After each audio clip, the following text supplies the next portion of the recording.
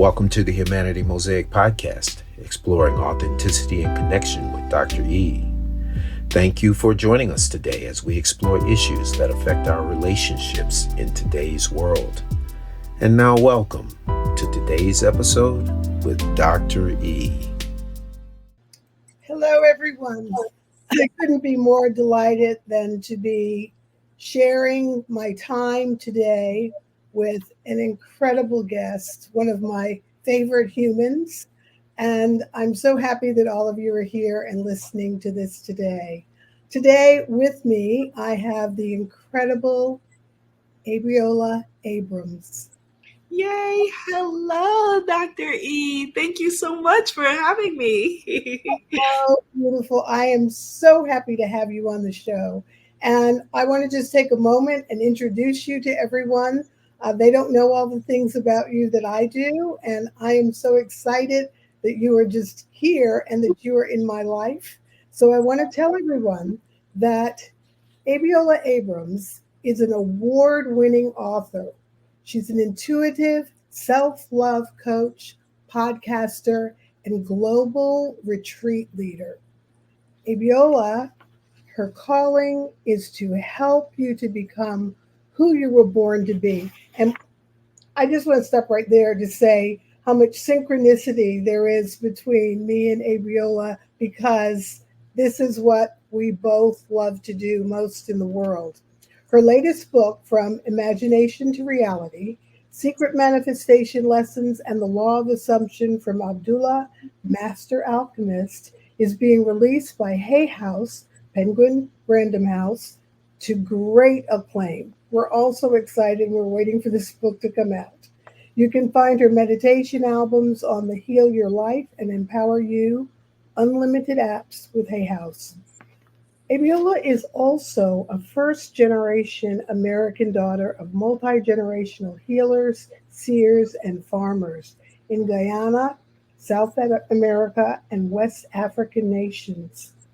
Abiola's personal development teachings are based on the power of ancestral teachings, ritual, meditation, and chakras combined with the ancient wisdom of the divine feminine.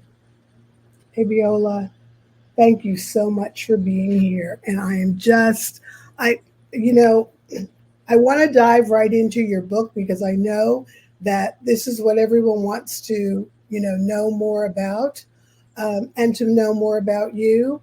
But first, I want to give you the compliment from the universe, not just from me, but for having the courage to step into the work that you do and to bring this to the world where particularly so many of us have been cut off from these ancient teachings and rituals. You're bringing something to us that is such a gift. And just with that, right there, I want to say thank you. And I want you to just tell us some more about the book that you've just written and why you wrote it.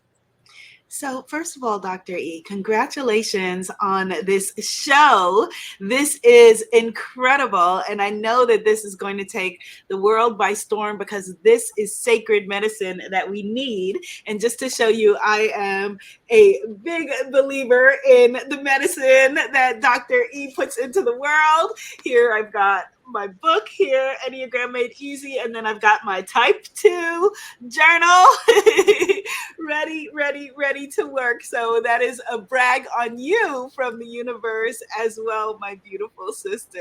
So thank you for the work that you are doing. So this book, From Imagination to Reality, is really an awakening of knowledge that I feel at its core is our birthright. Knowing how to manifest, knowing that we are responsible as a co-creative entity with the divine for creating our lives the way that we would have it be is a very, very powerful lesson that I would love everyone to learn. I would love everyone to know that we have agency in our lives, that there really is no such thing as being stuck. There's an illusion of stuckness where oftentimes we, through our behaviors and actions and beliefs, keep changing things back to the same thing, which makes it seem like we are stuck, but we're never really stuck. And while we have breath, there is always possibility for us. And so that for me is what conscious manifesting is. And I say specifically conscious manifesting because a lot of people talk about manifesting and they want to know how to do it. And I say, well, the great news is we've already been doing it. If you want to know how to manifest, look at the things around you in your room, or look at the things in your life, the people in your life. You've already been manifesting. But what we're talking about now is consciously manifesting, which is ancient medicine that runs through every spiritual thread. And I happen to be bringing it through the teachings of Master Teacher Abdullah. Well, just listening to you say that, it's very interesting because things appear if we are present and aware of what's going on, and we are there to receive them. And with conscious manifestation, the way that you explain it, it just resonates so well with the reality of how we forget how powerful we really are, particularly when we combine with the divine, we make that connection. Just yesterday, I said the words, I feel stuck. And then I had to laugh and I had to say, cancel. I know that I am not stuck. This simply means that what I am consciously trying to manifest is not yet fully formed. And that when it is, it will flow freely as it is intended to do. But I want to hear more about Abdullah. Can you tell us, please, about how that came into your world and how you were able to learn what you've learned and to bring it back into the world for the rest of us? Yes. So Abdullah was a Black man. He was an Ethiopian rabbi, a teacher of Christianity, a scholar, a philosopher, an intuitive and psychic who lived and practiced and taught in New York City 100 years ago. So a few miles away from where I am today, Abdullah was doing his work. And the interesting thing about Abdullah is that he was the master teacher to the teachers that have given us the foundation for what we know as the modern manifesting movement. So everything that we have currently, from The Secret, Rhonda Byrne's book and movie, and, other things that in our beautiful publishing company, Hay House, that they've put forward, all come from the teachings, mainly what they called at that time New Thought, and what they called a little bit later New Age, but none of it is new. It's all ancient wisdom, stemmed from this wonderful Abdullah, who was a master teacher. He also taught the power of the subconscious mind and all of these teachings that much of what we talk about today in the personal development movement has been a direct, we're all like direct disciples, if you will, of Abdullah's teachings. And it was really beautiful to learn about Abdullah through learning about, through studying the teachings of Neville Goddard.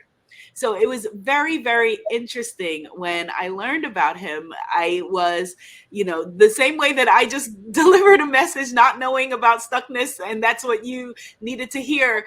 We know that the divine, the Most High, will find any way to communicate with us. You cannot hide. And it's funny because I used to make the joke all the time that you could be hiding, and if, God, the divine, the universe, whatever terminology you prefer, the divine is not as picky as we are about language in that way, right? But will find you and be your UPS man if you need be.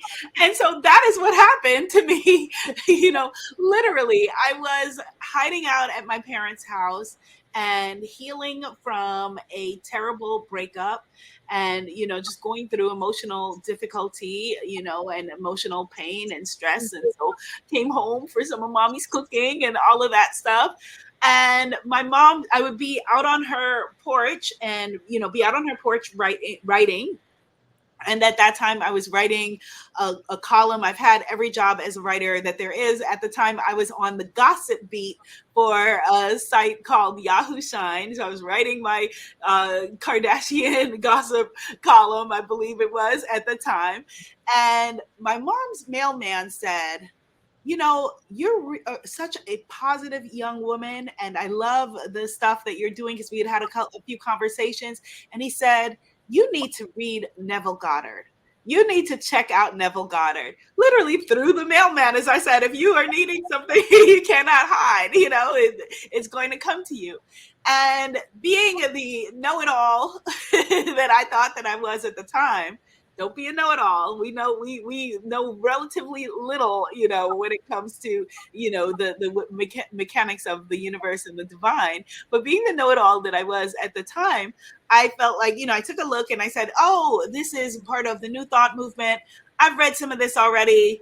I've read Florence Scovel Shinn. I've, probably said, I've seen The Secret, and I was teaching, I'd done some, vision board workshops and that sort of thing. And I was like, oh, I know all about this already. I know everything there is to know already. Thanks a lot. Thank you very much.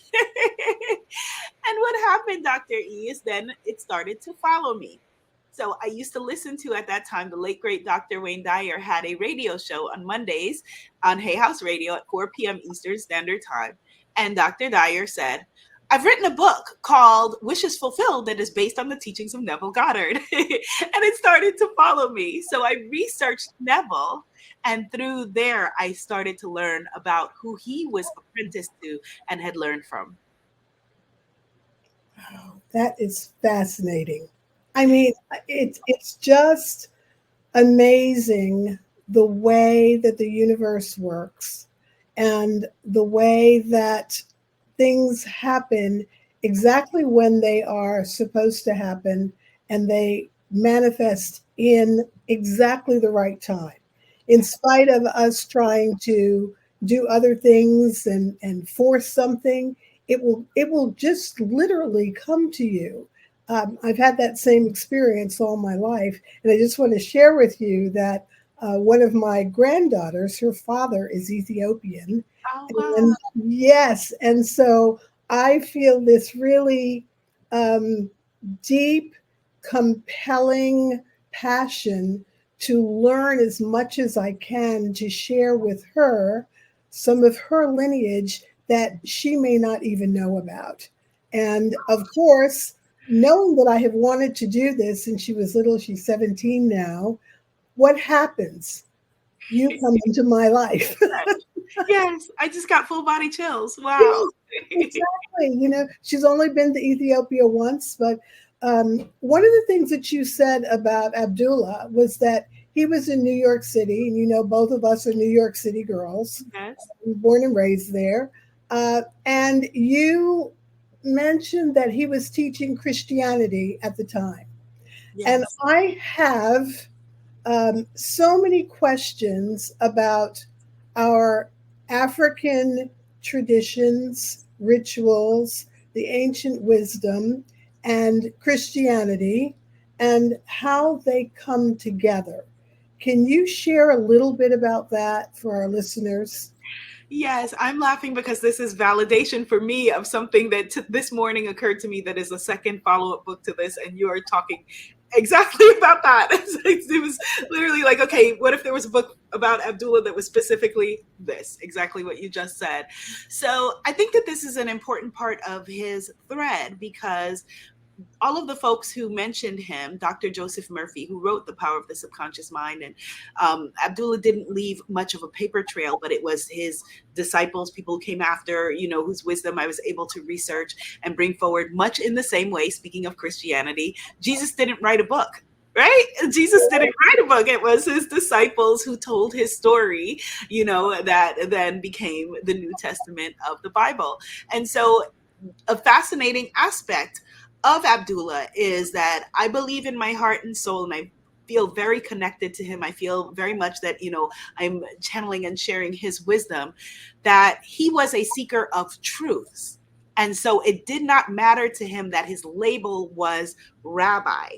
He taught Kabbalism, he taught some Greek truths, he taught Christianity. He talked about the fact that God is love, pure love. And he said that all nature bows to the little child, meaning Jesus, that for him, it was about the religion of love and fundamental truths and everything that stems from that. And as a part of my research into Abdullah, I did spiritual research, academic research, the whole, like all of the different levels of understanding.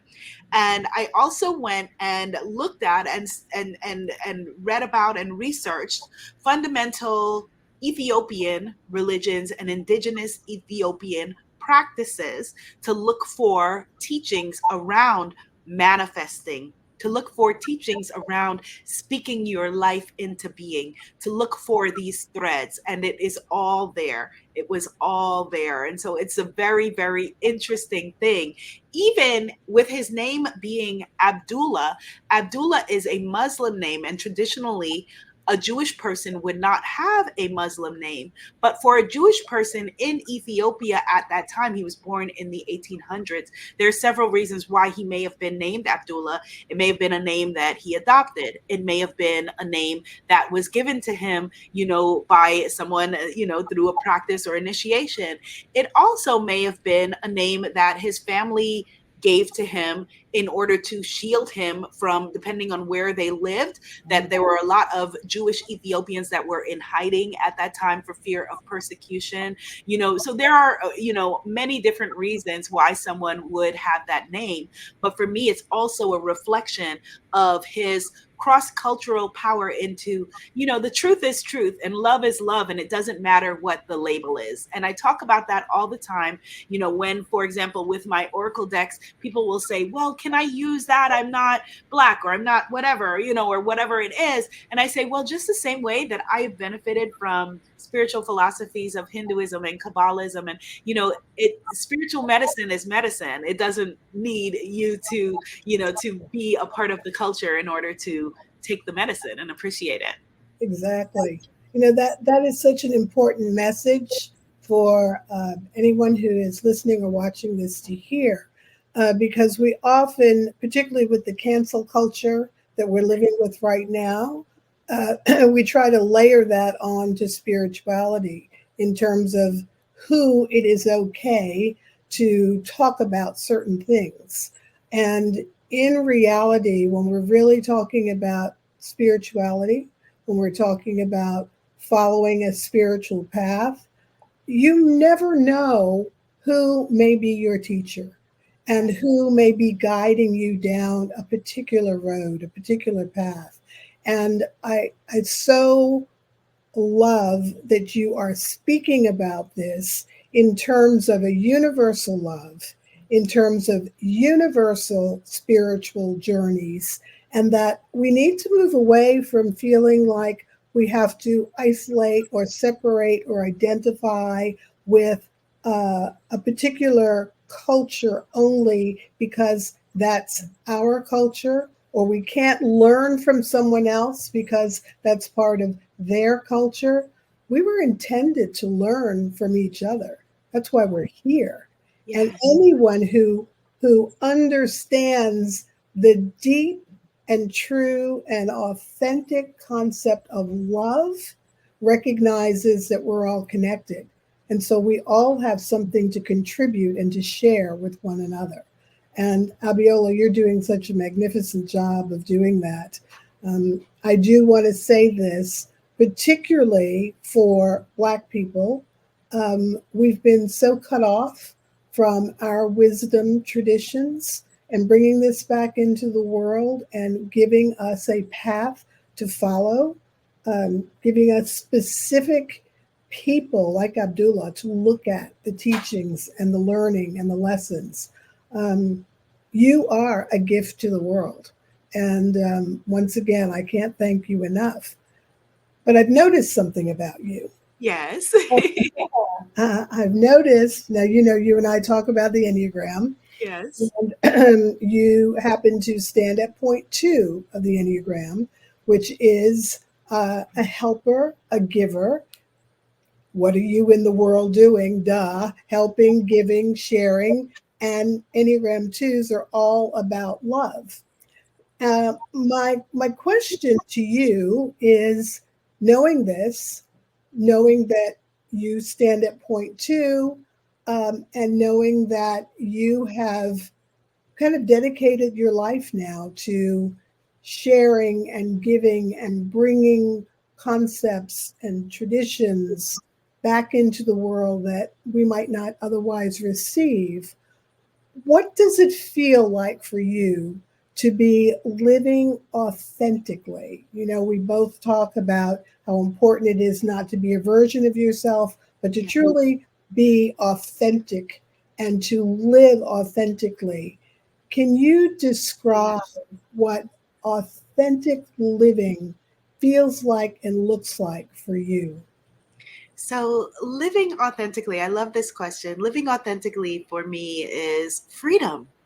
It really is that there are days where and I'm sure you have these moments where you're like, oh my goodness, how amazing that I get to do this as my job. I get to show up as me 100% fully and completely and do this work. And I also want to add to that, because I think that an important component is that people will watch this show and see how eloquent Dr. E is and her guests and say, oh, easy for them. Easy for her to say, oh, I bet she's always had it easy. So I want to share another part of living authentically that people don't often talk about. It's also terrifying that there are also moments of sheer terror. And so when you talked about cancel culture, for example, when I was recording my last audiobook for my book, African Goddess Initiation, and there were many different pronunciations from, over 100 different African cultures, I was terrified and meticulous with the editor about making sure that I got every pronunciation correct. And I had like a feeling in the pit of my stomach, like I didn't want anyone to think that I was being disrespectful or, in any way disrespecting or harming anyone's culture or, anything like that. And so there are those moments as well.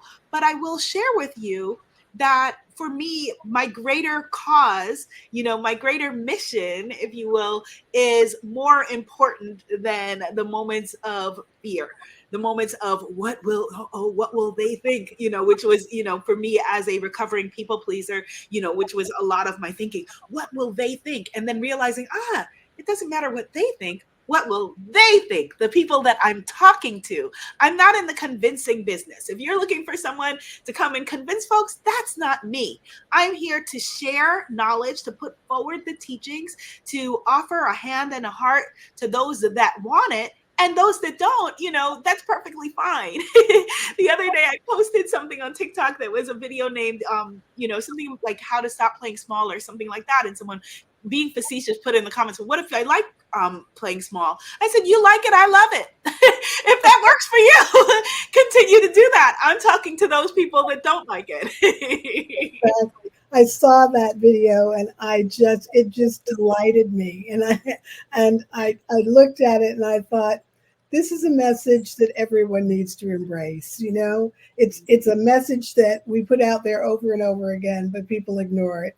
And you're so, just spot on. In reality, when we try to play small, when we learn something new and we refuse to share it because of fear, then in reality, what we're doing is we're actually depriving the world of something that we've been given as a gift that was intended to share. Yes. And, if you're going to share something, sometimes you have to do it afraid. You have to do it recognizing that this gift may not be for everyone.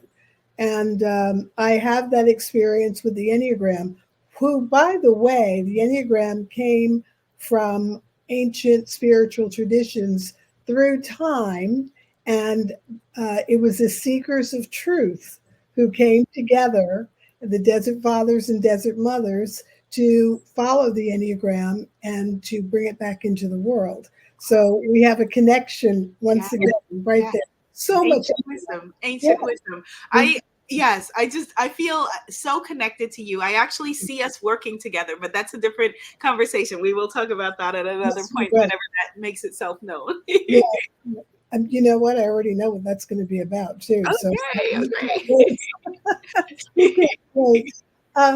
I know that you are going to give a special gift to the listeners today. So do you want to share what that might be? Yes. So the gift that I have for our listeners, actually, you started to talk about this topic at the beginning of the video. It is a specific workbook that is helpful for people to work on their practice of receiving, which is a divine feminine trait, a divine feminine energy. And many of the people who are called to this conversation are natural empaths, healers, givers, are the kind of people that are going to be attracted to this conversation. If you are a natural giver, which most of us in this conversation are, without being a natural receiver, then you are out of alignment. You're out of balance. You're out of concert with yourself. You're out of concert with your abundance. And so this workbook is named the Goddess of Receiving Manifesting Workbook. And it's very helpful for, even though it's a divine feminine tool for everyone, it's very helpful for everyone to work on your practice of receiving. Receive everything: compliments, love, money, fun, pleasure, passion, good times, all of the above. We are worthy and deserving of it. Receiving. Absolutely. When you speak those words, I think that they will land in the heart of so many people, because the work of giving is something that for some people, particularly people pleasers, comes very naturally. But it's very interesting that people who are the best givers are sometimes the worst receivers. Yes. Just don't know how to do it. I feel like I'd be leaving something out of this conversation if I didn't ask you about your journey from being a people pleaser to now being a woman who freely shares her gifts, but it's not about people pleasing anymore. Can you say a little bit about that? What was that journey like for you? Yes, thank you. Thank you for this conversation. For me, it was after having a number of different codependent, unhealthy relationships. And so not only just, with my ex-boyfriend or ex-husband, but also even in my friendships, realizing that I was, attracting narcissistic, people who feed on the energy of natural givers. And I had in my heart and my soul a false belief with the way that I was approaching these relationships. My thinking was, well, I have so much to give, maybe the nicer that you could nice the meanness out of people. No, you can't. Or thinking that, well, I just need to give more. And realizing, hitting a rock bottom with that, and really having to rebuild a grown woman from scratch is what I say, realizing that I needed to be healthy and strong for me and stand in my truth, stand in my love, stand in who I am, and then also attract other healed, whole people rather than viewing folks as projects. No, my projects are this book and this deck. Let me go do the work that I was born to do, instead of making projects out of people, and attract other people who also are on a similar path, and we can lift each other up and move forward with happy, healed, positive energy.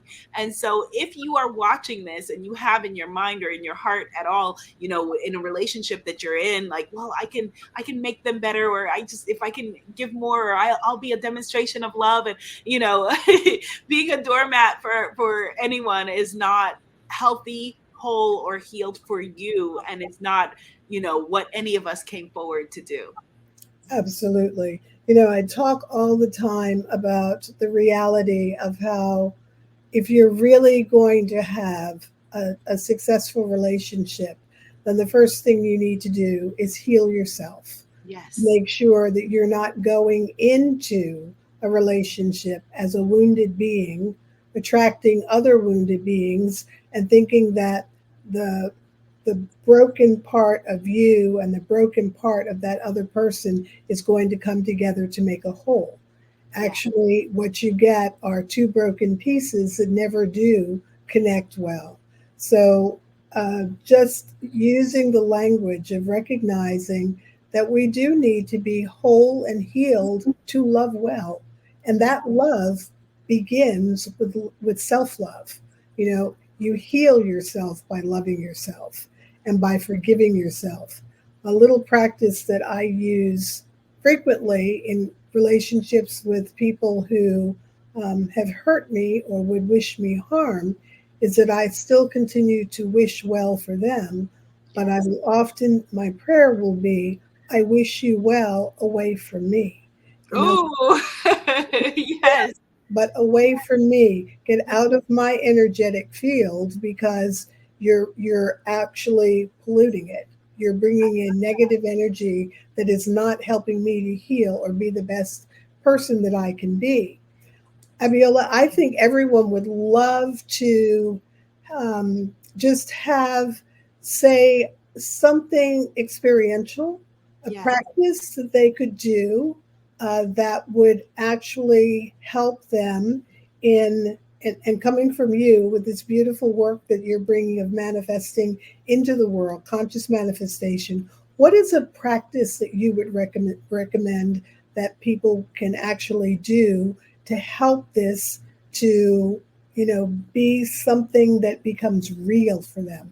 Yes. So doing experiential practices with this work is so important for getting it into our arteries and veins and getting our nervous system aligned with our desires. And in the book, I actually have a number of different practices and decrees and exercises. This is a very important part of this work. And so the one that I think that everyone who is watching can easily incorporate into their lives as soon as tonight is in the moments before we go to sleep. So right before you go to sleep, when you're not quite awake and not quite asleep yet, using that time in order to use your imagination to imagine the wish fulfilled, whatever it is that is calling you forward and that you are calling forward, seeing it from the end and seeing it as already done, like kind of like you're watching a little movie of it happening. And we usually use that time, right before we go to sleep to worry, which is using our imaginations to create things we do not want, or to recount the day and think, oh, I wish I would have said this to that person, or wow, did I remember to buy the butter, or did I send that email? All of those things. That is not what we want to do. What we want to do is restore ourselves, restore our power, and call forward whatever it is that we are consciously wanting to bring into our lives by visualizing, doing a very rich visualization at that time. If you don't know what to do or you're not a visually led person, what you can do is think about all of the senses. So what do you see in front of you with your vision? So if you're wanting to manifest, let's say, a home. So you see yourself putting the key in the door of your house, and then start to engage your senses. What do you see? What do you hear? You hear the birds around you. You hear, people going, congratulations, welcome. What do you hear? What do you smell? What does it smell like? Does it smell like fresh flowers? Ooh, does it smell like, your perfect neighborhood? What does it smell like? What does the air taste like? What is it? What is the taste of it? Go through all of your senses and make it a rich experience as you fall asleep. And this helps your subconscious mind. This helps your spirit come into alignment with what you are doing, and is one of the most powerful manifesting methods that we can use, and is also the simplest that we all have access to. Abiola, that is beautiful. I absolutely love that. And I will be doing that tonight. Yay, excellent. I cannot thank you enough. You are my beautiful sister, sister in love, sister in life. We have our families that we're born into, and then we have the families that we choose. I am so grateful that you have come into the world and that I get to choose you and you get to choose me and we get to be sisters for life. Thank you so much. Thank you, Dr. E. Thank you. Deep bow to you. Thank you for this sacred and beautiful container. Thank you for all of the work that you do in the world. I love you. I appreciate you. I feel so connected to you. And I'm so very grateful that we incarnated here at the exact same time. Thank you. Go with God. I love you, Abiola. Thank you. Go with God. Thank you for joining us on today's episode of the Humanity Mosaic Podcast with Dr. E. For more information, please visit DeborahEgerton.com and be sure to check out theAuthenticSelfCommunity.com to continue your journey.